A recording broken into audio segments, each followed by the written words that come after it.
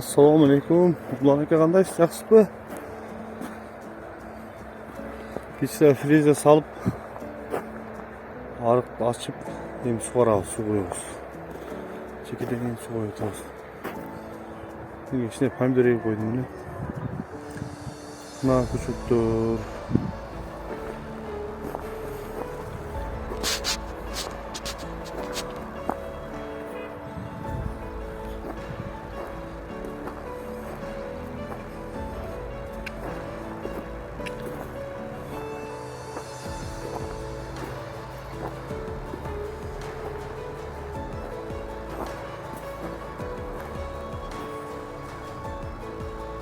Bunlarda kichkina gul o'sganda, shaxtarning yumshoq qolganda yeyib qo'yganlar.